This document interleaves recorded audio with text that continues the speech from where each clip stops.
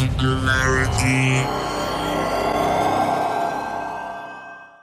My name is Nicola, aka Socrates, and you're watching Singularity One-on-One. Singularity One-on-One is a regular podcast feature of Singularity weblog, where you can go and listen to it or download it in full. If you guys enjoy the show, you can help me make it better in one of several ways. You can simply go and write a review on iTunes. You can leave a comment on YouTube. You can leave a comment on singularityweblog.com, or you can simply make a donation. Today, my guest on the show is Ayesha Khanna. Ayesha is the co-author of a fantastic book called The Hybrid Reality, Thriving in the Emerging Human Technology Civilization. And she's also, I think, the co-founder of the Hybrid Reality Institute. So, hi Ayesha, and welcome to the show. Hello, Nicola. Thank you so much for having me on your show. Fantastic. I'm very happy to have you here. I'm actually trying to bring more women to give them voice and to represent better the feminine perspective on my show, because out of the past probably 90 interviews that I've done, I have had only 5 or 6 women so far, despite my best intentions. So let me start by asking you this. Is it fair for me to excuse myself by saying that I do find it very hard to get women experts in the field of technology and advanced cutting-edge science to get on my show? Well, I think there are enough women out there to make up your show. But in general, as a percent of the women who are in technology needs to be actively addressed.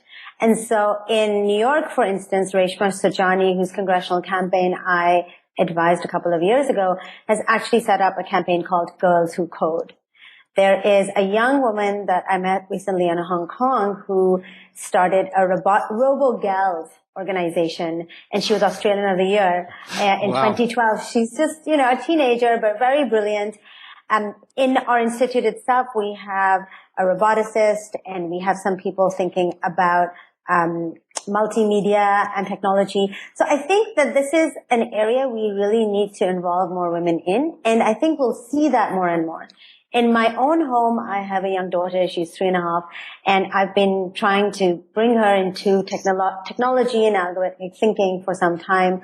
But, these are things that you need to encourage at a very young age. Mm-hmm. And already in some preschools, even the best preschools, you can see there is this kind of division between boys and girls. And unfortunately, in places, especially in emerging markets or developing countries like Pakistan, which is where I grew up, mm-hmm. If it doesn't happen early on, then it really happens in college, where the women become more towards the liberal arts and the men are the ones that really go much more into the engineering sciences. Mm-hmm. So I would say you can be excused for thinking there are not too many women, but they are enough that I think you should have more on your show. As an interesting side note, by the way, I think that a few years ago, for the first time ever, the University of Toronto Department of Engineering had, I think, 52% female students, and 48% males. So I think that trend might be seriously reversing. And that is music to my ears. I think that's so important, especially for someone like me who came to technology and engineering later in my life. And I feel like, wow, I was so mesmerized and awestruck by it. But I think that if I had had that exposure earlier on, I would have been able to enjoy the world and understand it a lot better, especially these days, since, as I was mentioning to you earlier, I'm more involved in education.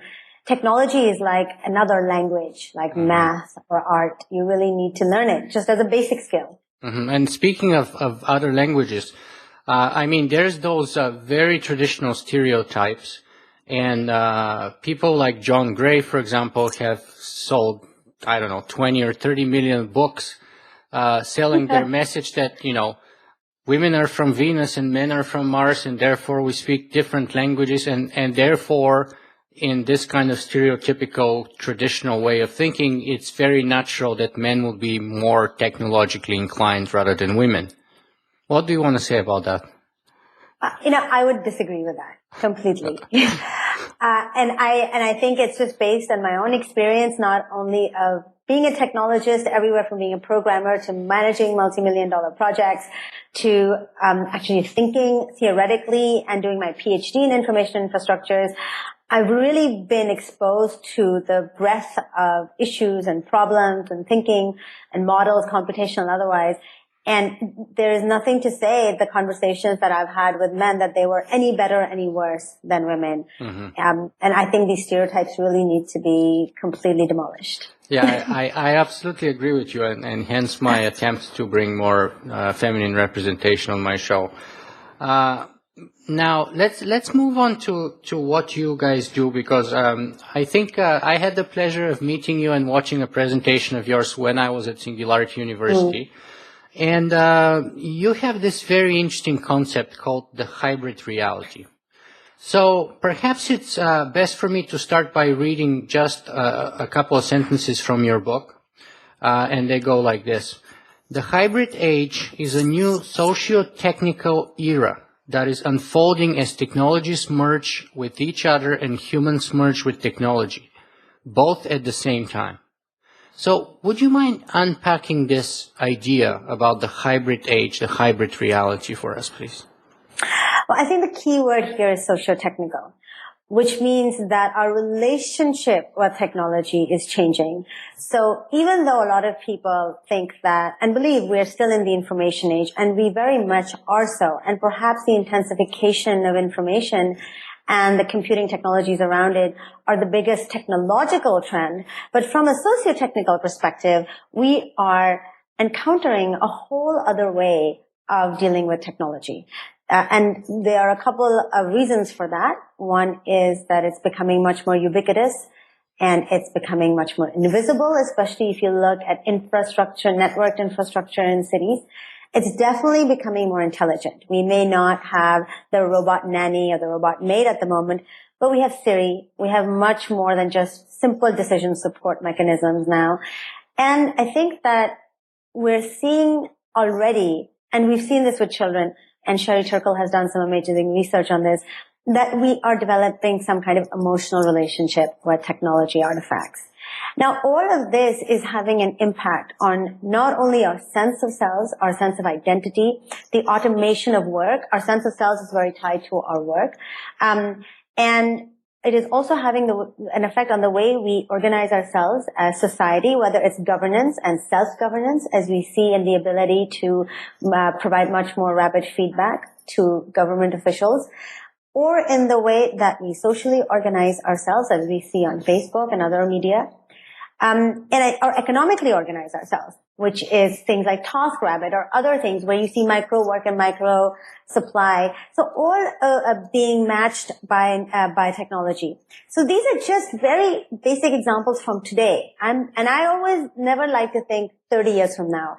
I usually think, let's think 10 years from now, because there are prototypes available for a number of these things. And that's drastic enough for us to reconsider. And the reason it's a hybrid age is because of the prominence of technology as much more than just a passive entity in our lives. This doesn't mean that it's a conscious human being type entity, but it does have a presence that's enough for us to consider it much more important, much more either a partner, or depending on whether you've been attacked by a hacker, much more an enemy. It is mediating a number of either good or bad instincts by humans, that is making it a much more powerful factor in our lives. And that's why it's a socio-technical era. It's a new socio-technical era because our relationship with technology has changed. And do you think that coming to grips with that kind of new socio-technical era is the way for us to, as you say, thrive in the emerging human technology civilization? And why? Absolutely. Well, it's definitely a trend that's happening, and you can't stop the trend. And you don't want to stop the trend because a lot of good things happen from it. New diseases are cured. We can alleviate poverty. People are much more connected. On the other hand, there are some ill effects of it as well. Big Brother is just one of them. But to be able to leverage the opportunities that this new technology gives us, or to be able to protect ourselves, which I think is as important. We need to have a big debate about some of these issues, get more people involved in thinking through them, and we need each other. We need to help each other think through it. Without doing that, how can we begin to lead a high quality life? How can we begin to meet our potential, do all the things we want to, and also protect ourselves from the invasions that such technology, even drones, which right now we already know are flying, not only in war zones, but also in several states in the U.S. Yeah, over cities and increasingly for law enforcement and for the movie industry, for example, for the real estate industry. Real estate, exactly. Yeah, and there are isolated cases, but these things very rapidly, especially with manufacturing that's done in China, can very rapidly scale. Mm-hmm. Yes. So tell me, what's in that case the goal or the motivation and the plan behind writing your book? The plan behind writing my book was primarily to start a debate and to have more people join the conversation. It was the same reason that I started the Hybrid Reality Institute, because after spending over 12 years on Wall Street, where I was involved with many large-scale systems that not only connected the different parts of a particular financial services institution, but many across the industry, I was beginning to really get a sense of how deeply it affected human behavior, productivity, and how far its tentacles went into our society and our social behavior. And I wanted to study that more. So that's when I began to think about and read a number of the writers who had written about society and technology. And that's why I went to pursue a PhD, to really get a sense of the history, the narrative of human-technology interaction over the ages. And so the reason I started the Institute was I felt there were some like-minded people who did not want to just jump to the singularity and either think of the utopia or dystopia there, but they also realized something different was happening. And they wanted to either experiment with it from an artistic perspective, or think of it from a policy perspective or geostrategy perspective, or in my case, a city's perspective.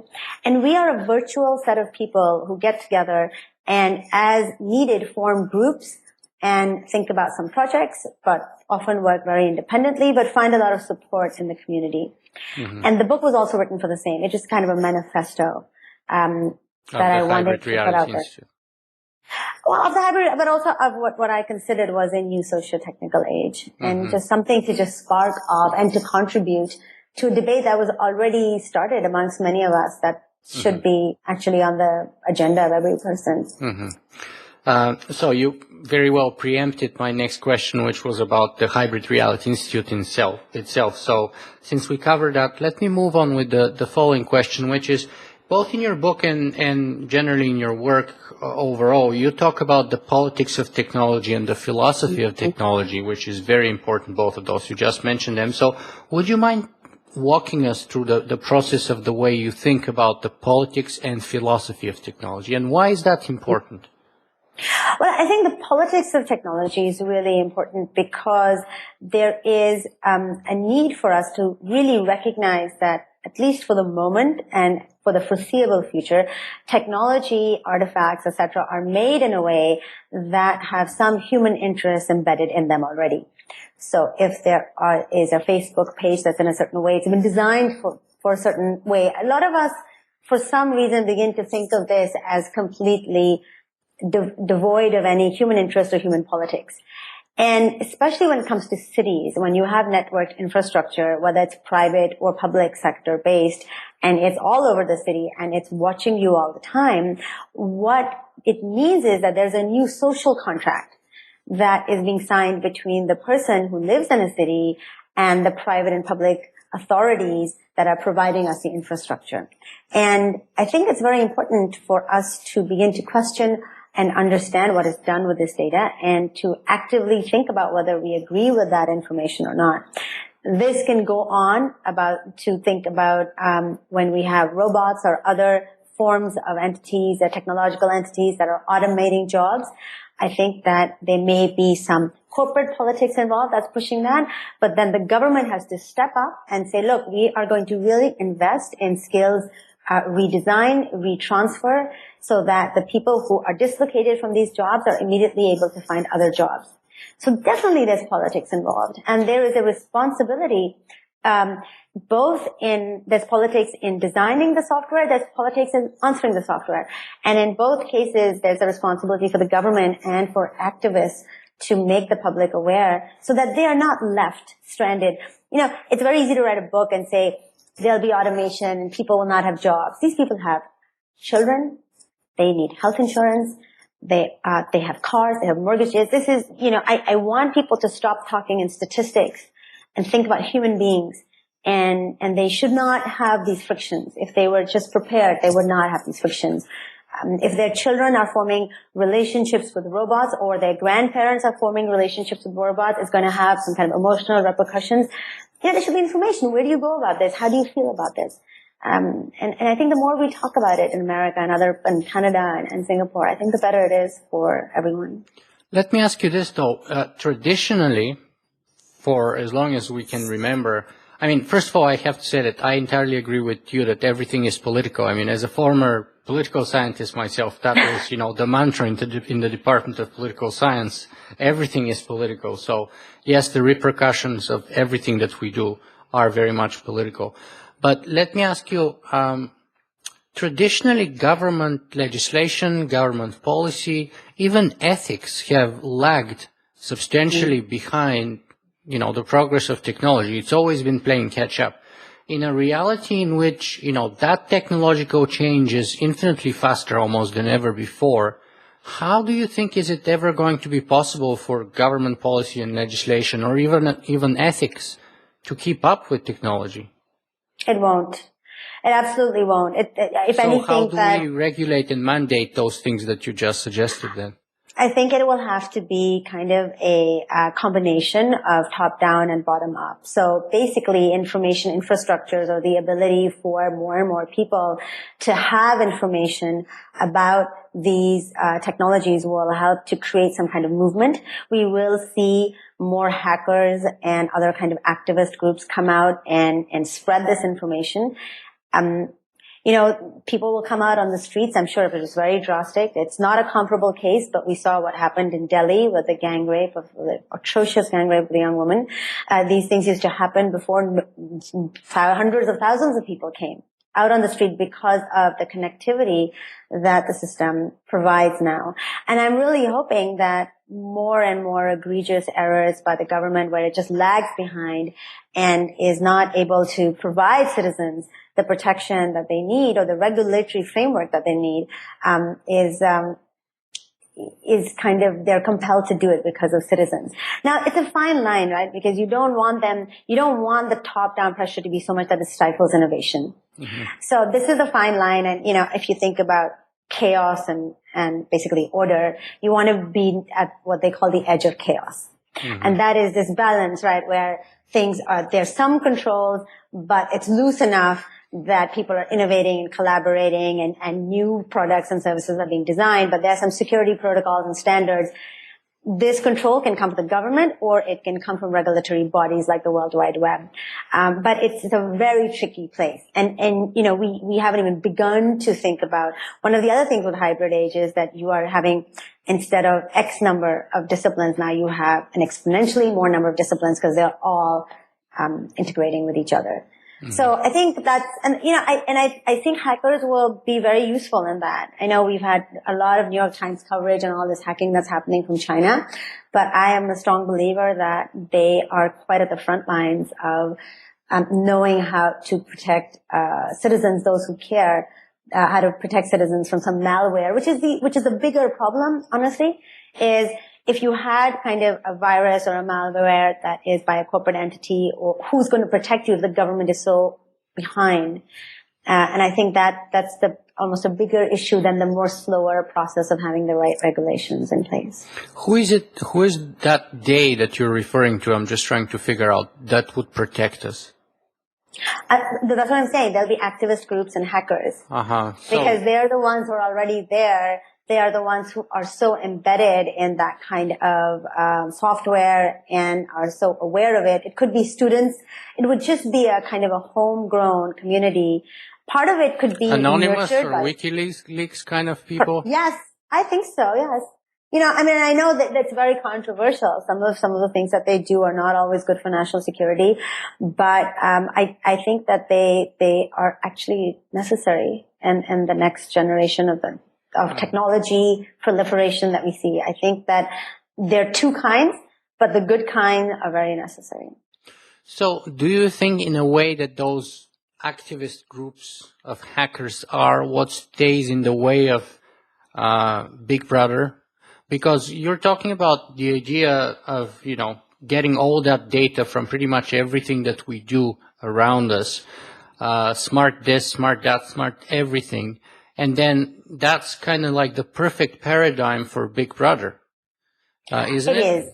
Absolutely. And Big Brother is not one company yet. It's a combination of governments and corporations, whether it's Google, Facebook, or any of the governments. And I think that remains a big problem. I don't know who would protect us from that, because I don't know if we'll want protection from that. That's the other thing, right? The onus has never been greater on us to make our own decisions. So it's kind of interesting, all that cognitive surplus that Clay Shirky was talking about, I think we should put it to some use now, because instead of downloading apps and just saying, I agree, which I'm as guilty of as anybody else, we need to think a little bit about this. Maybe the market itself market mechanisms could also help. So for instance, you have Google goggles, or you have facial recognition. I don't know if you saw, this Japanese professor had come out with his goggles that thwart facial recognition. So they could be very expensive, but people would have the option to do that if they wanted to remain anonymous. These are not hackers. These are corporate entities. Sometimes the market will help. But whatever it is, nobody can help us if we just agree to everything. So if we think that it's worth it to give away our information, then that's, I think, a right that people have as well. Mm-hmm. So perhaps this is the time to move on to the next topic that I know you're very passionate about, and that's the topic of smart cities. But I want to do that by asking you because I greatly abbreviated your introduction, and I want you to just begin by telling us, because I know you're on the faculty of Singularity University, and you're also on the Future Cities group at London School of Economics. So I'd like you to speak a little bit more about that, your position at, for example, LSE, and how is that connected to what you do? So I'm in Mark Goodman's group at the Singularity University. I'm a faculty advisor, not on the faculty over there. Oh, and I've given a talk over there, and I'm a huge fan of the university itself. And at the London School of Economics, I literally just took a break from my career and went there with my family to start my PhD in the Information Systems and Innovation group. And that's where I am studying the complexity of information infrastructures. And over there, I spoke to people in the information systems department and in the cities department. And I said, guys, like, future cities are actually going to be at the intersection of technology and urban environments. So we should have a future cities group. And that's what I began to organize. And we have fairly academic meetings talking about the research that's done in that. I have been thinking about smart cities and writing about them for some time. Actually, I have gone to great lengths to visit a number of the projects all over the world, since you see these simulations, but on the ground, we're still very far from these futuristic cities.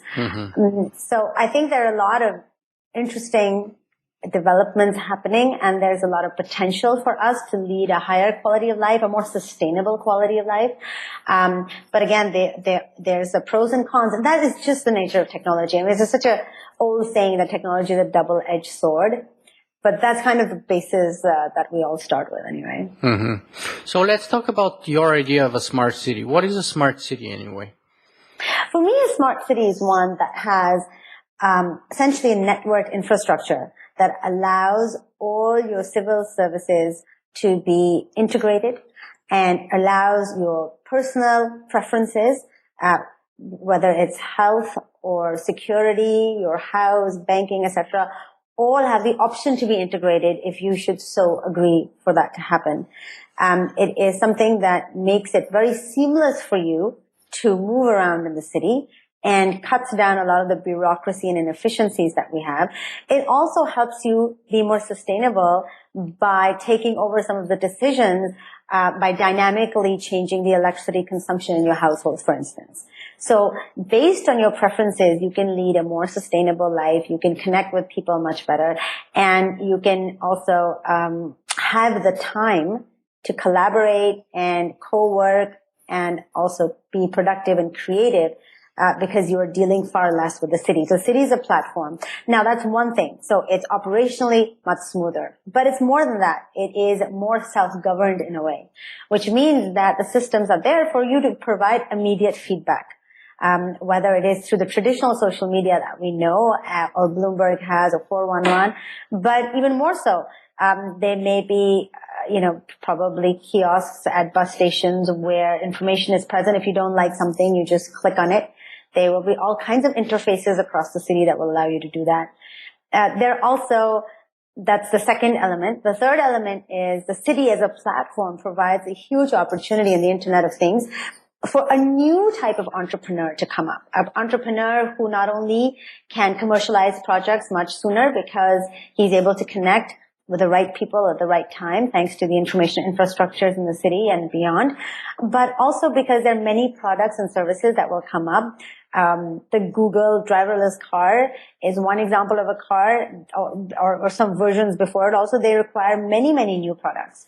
And the city as a dashboard was really where we'll see the next big boom in entrepreneurship. So for many reasons, I think it's interesting. But these are 4 or 5 great reasons to love technology in cities. But along with them, obviously, come the fact that where is this data being kept? Am I sure that when I say that it should not be kept, that in fact it's not integrated? Who are these companies who are deciding? So the more big data that you have, obviously, the more dynamic pricing is being done for everything, which may be good if you went earlier to get your groceries and then got a discount because there's less of a rush. And so you were a good citizen. You didn't contribute to traffic jam. Maybe bad if your, health insurance is linked to it, to the fact that, you drank a lot and so woke up late. So I think these are all things that are going to become big question marks for us. And I don't know how we'll deal with it. We'll have to slowly begin to unravel and make simple ways. So for instance, and again, I think the market may respond to this. If there was enough of a debate, the market would respond to it because people will care. So there is this problem that I was telling you about, that everybody downloads apps and just says, I agree. Now, if there was another app I could download that would check every other app and told me and highlight it in yellow, or actually translated any things that could be flagged by saying, Ayesha, if you agree to download this, you are agreeing that all your photographs will be the property of X company. Instagram. And for instance.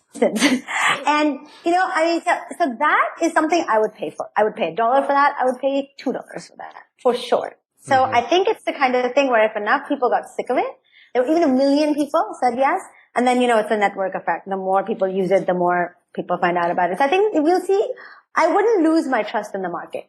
I think some market mechanisms would respond. I actually think Apple is already working actually on more user-friendly control over the kind of data that apps that you install have over your phone. So you can sort of choose how much of your own personal stuff that you hold on your phone do you want to share with those apps or not. But what do you do when you are distracted, you're busy, you're listening to music, you're talking on the phone? Yeah. I don't want too many choices. And that is another problem of a whole different nature. Yeah. And if we're feeling this way, our kids are absolutely in no mood to deal with it. This needs to be part of our education. This education where the technology doesn't do things. You control the technology and you have a responsibility towards how you deal with it. This needs to be taught way back in preschool. I mean, I think it really calls for a reimagination of how we teach our children how to live in an urban environment, because over 70% of us will live in cities, urban environments which are increasingly infused with technological artifacts. Yeah, I agree entirely with you on that point of education. Actually, next week, I think next Wednesday from now on, I'm actually invited to speak in a class of grade 12s. and Awesome. that's one of the things that I'm planning to cover in my conversation with them. But let me ask you, we're talking about those smart city in a sort of a hypothetical. So is there any examples of those? And are we more likely to see them in emerging countries like China and India, for example? Or are we more likely to see them in Europe or in North America? I think there is no absolutely perfect smart city at the moment. I think Singapore comes close to being a city that has a lot of network infrastructure that is improving everything from water management to traffic management to e-governance.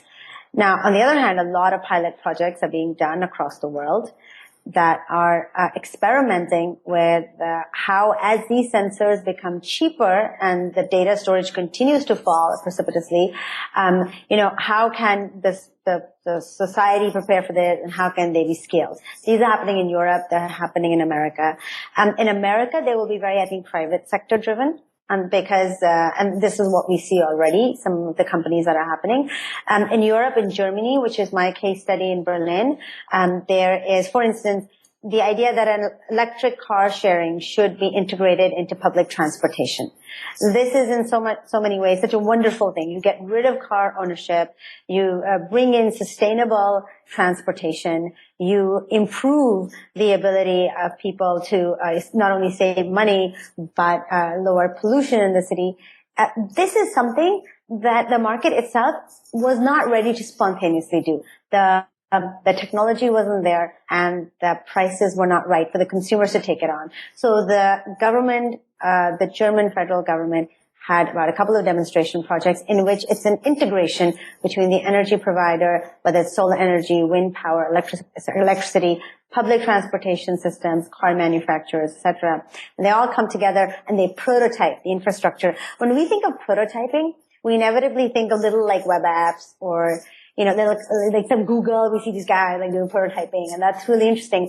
But the bigger problem in the whole world, including the emerging world, is infrastructure. That's where a lot of investment is happening. That's what people need. And if we can build the infrastructure the right way, then we can actually build a much high quality of life. And that is very technology dependent. And technology is just not ICT. Technology is nanotech, biotech, clean tech, wet tech. And so the government has a role, and European governments do take that role seriously, and they do sponsor a lot of those kind of experiments. In resource-rich countries like the Middle East, which after China is the second, I believe, largest investor in infrastructure, and smart cities is all about infrastructure, physical and soft. There's a lot more money. So we have a lot of smart city projects like Masdar and some coming up in Mecca and Qatar. They're not at any stage at the moment where they have hundreds of thousands of people living in them. I would say they are, again, pilots, experimentations. But a lot, and again, in China, you have many such projects coming up as well. As in India, there are 7 new smart cities planned. But they're very difficult to get off the ground. There are billions of dollars involved. But I think what we see here is a glimpse into what the future would look like.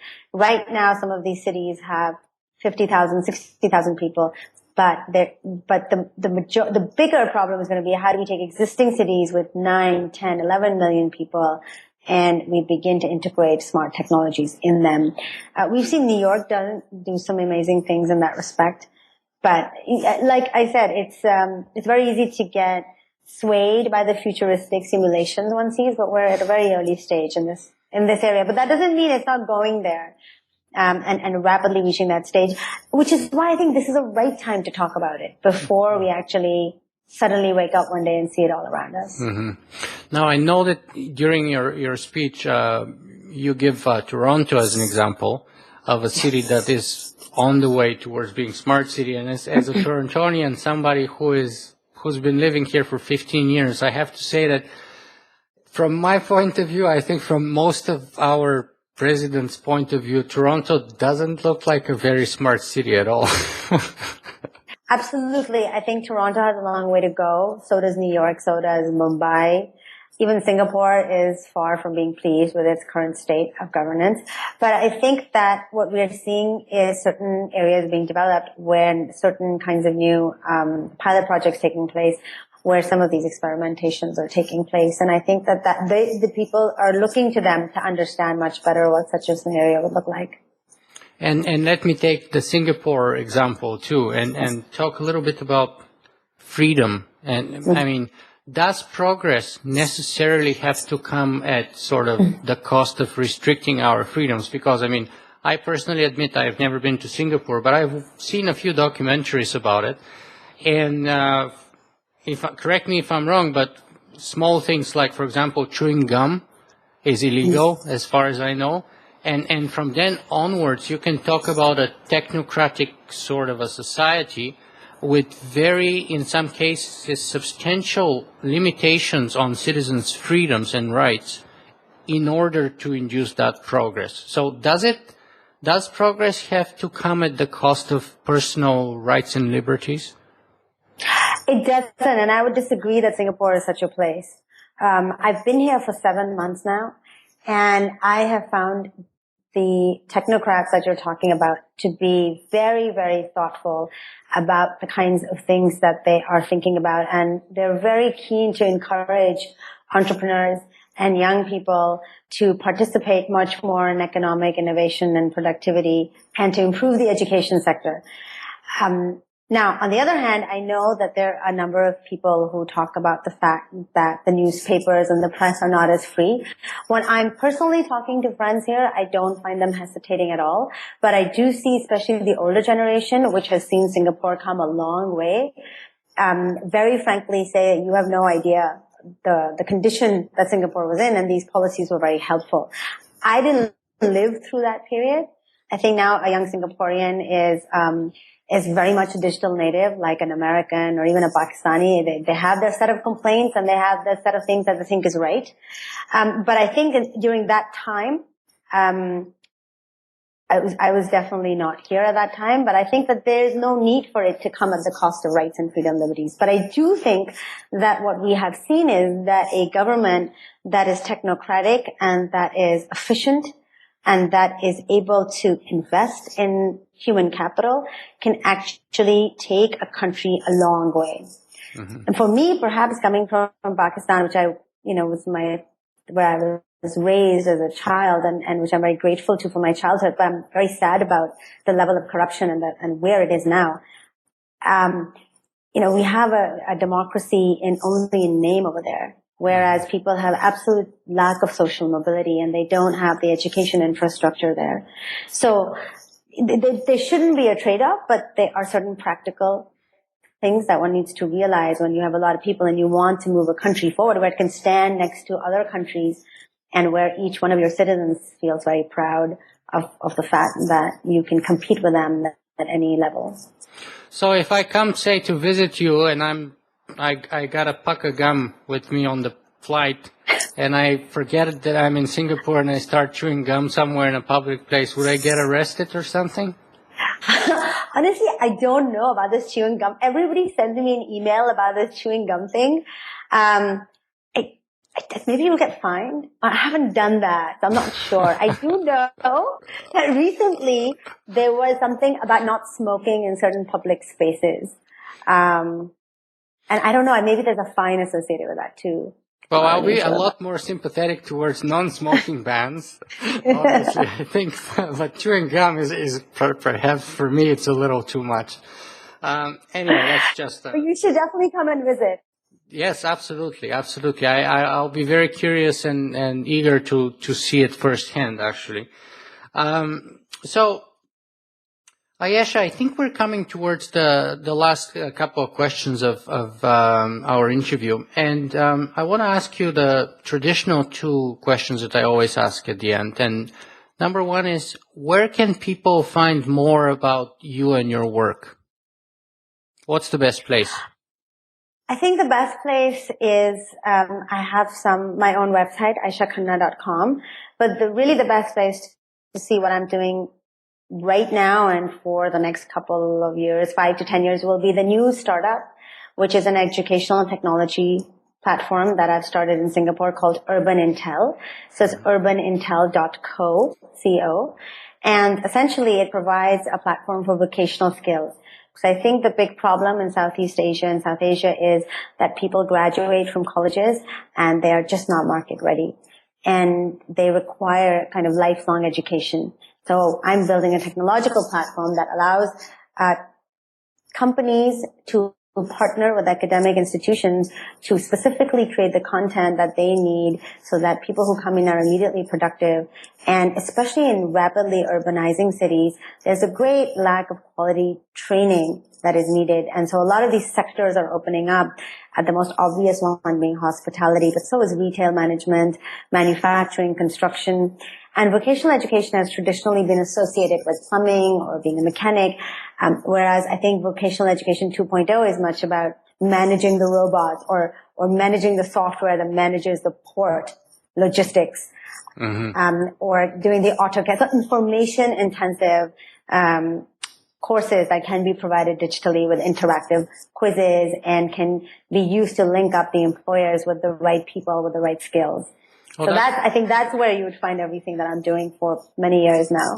That's fascinating. I forgot that I was planning to ask you actually about your startup. So let's just talk a little bit more about that. How did the idea come about, and did you see like there's a vacuum somewhere on the market or an opportunity?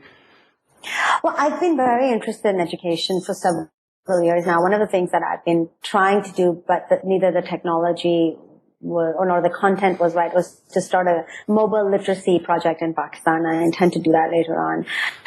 One of the smart cities projects that I was advising on was a new city that was getting a new clean tech or green technology factory. And they were very keen to have their workers be local residents and not imported from another country. And so they were asking my team that, can you please tell us some vocational courses in a digital format, or for it's very difficult for teachers to find, that they could just, understand the theory and some of the basic courses, and then you can send one teacher or two teachers instead of us. We don't even have university really there. So I started asking people. There wasn't anything really there in Southeast Asia. So and what was there was again very academic in nature, or was not really co-created with the company itself. And then it just so happened, a lot of people said, well, why don't you just do it yourself? And I would say having a startup is like having twins or triplets. It's so much work. But it's something I cared about a lot. I was really excited about. And so I've kind of, taken it on, and I'm really happy about it. I've met some really good people. So, it's always a risk. So let's see how it goes, but I'm hoping we'll do some good work. That brings me to another question, actually, which is to say that I have become, over the last 5 years or so, very skeptical on the ability of university education to adapt to our changing world. I spent probably 8 years of my life in university, and I don't think that, I think it's a good example of an institution or a system absolutely failing to keep up with times, and in fact perhaps going backwards rather than forwards. What do you want to say about that? Do you agree? Do you disagree? No, I absolutely agree with you. I'm 100% agree with you. I'm doing my PhD, but I would be very surprised if either one of my two children went to college at all. It's just they're not teaching the right things to people. They're definitely not teaching them the right way to think about a labor force that's going to be constantly disrupted by technology acceleration, how to be creative, how to be innovative. And I think that how to work and study at the same time. That's very, very important. So why would you wait till you're out of college? Why can't you start working far earlier, as an apprentice or as an internship? Those programs are rare, and people do that just to get into college. But really they need to be done to give people a much better understanding of how they can create something valuable in society. Apart from that, I think the other big problem in the U.S. is, of course, the cost, which I think is Canada really... too. Oh, really? No, it's very, very In unfair. U.S. it's worse. In U.S. it's worse. So I think that's very unfair on students. I think the people who benefit the most are employers, and I think that some burden should be put on them. Mm-hmm. And I think just the employers need to be brought in much more into the conversation. Mm-hmm. They should be brought in. They should be asked, not human resources necessarily, because they are always looking at what the company needs today. They should ask some people who are working on what the company will need 5 years from now, 10 years from now. And then they should be able to craft some syllabuses or syllabi that make them very relevant as a result to the industry. And I think that would create a much better coordinated effort in giving people the right skills. Because obviously people want to either have a high quality of life and be productive more than be economically successful. They want that as well. They don't want to be hugely successful necessarily, but they definitely want to be productive and provide for their families. And one of the big problems we have right now is that all of the jobs, all of the education that people are getting is not getting them jobs. Yeah, actually, just last night, me and my wife, we watched a fantastic CBC documentary precisely on that topic. And in Canada, by the way, which is the only advanced country in the world without a national policy on education, without a national ministry of education, and with among pretty much the worst unemployment rates for the 20 to 30-year-olds. And especially for university and college graduates. And the official statistics are about 15%, which is double the national unemployment rate of young university and college graduates are unemployed. And the hidden unemployment is that about 50% altogether of those who are employed work in a very minimum wage kind of environments. So you have people with, and the worst example perhaps, or the best example, is that we have about 67% of teachers in Ontario which are either fully unemployed or very underemployed. Simply because the educational system has transformed into this mammoth, quantity, producing,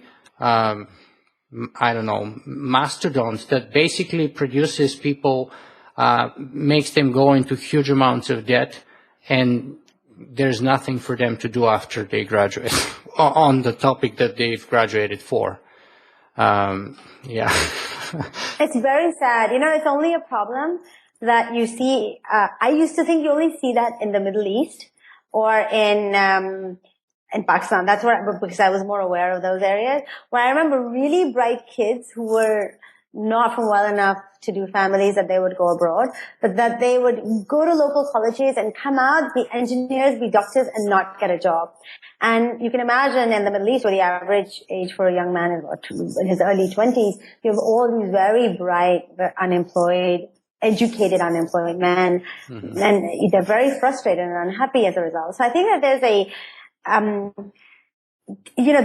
a geopolitical angle to it as well, where you really want to, channel the energies of your population in a productive manner. Now, this does not mean a top-down assignment that you do this and you do this, but it means precisely the kinds of infrastructures that you put in, the kind of universities that you put in, the way that you change the foundations so that once they get out, they just can on their own do everything. Well, the counterexample in the documentary that was given was Switzerland, where the unemployment for college graduates or young people in general was under 2%. And they were actually following many of the examples that you were just giving of the tips that you were giving. So they start being sort of specialized at a very early age, at about 15, which doesn't mean that they don't have time or opportunity to switch direction at some point later on. And by the time many of them go into the workforce at 17 or 18, and there's no such thing as unemployment, structurally speaking. They already know where they're going to work, and the whole system is shaped in such a way that, for example, they don't allow more than 20% of all high school students to go to university. And as a result of that, there is no, huge unemployment among graduates. because that's supply and demand are very well balanced.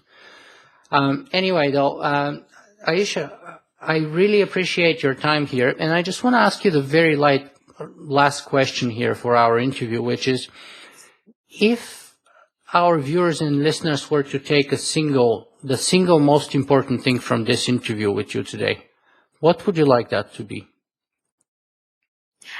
I would really like people to think about taking their education, their children's education, and their own education, no matter how old or young they are, into their own hands. And I specifically speak in the context of technology, which means that taking it upon themselves to understand how technology works, and you can do that, by the way, without ever touching any hardware or software. It's basically about understanding algorithmic thinking. It's about design thinking. It's about moving away from an instructive mode of acquiring education or any information, which is what we do every time we Google something. It's very passive, to moving much more into, Seymour Papert from MIT says, is the constructivist way of learning. Whatever you can, you have to encourage yourselves and others to make something out of it, to think you can create new knowledge. And then all of a sudden technology becomes a completely different entity in your life. It is not something to waste time with or to listen to music with. You can make music, you can make things with it. And the whole maker movement is around this.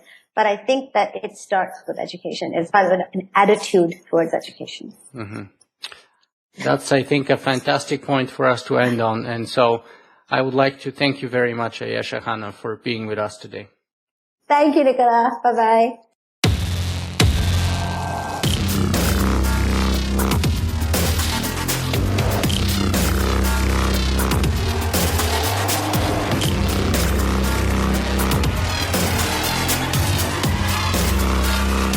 Singularity.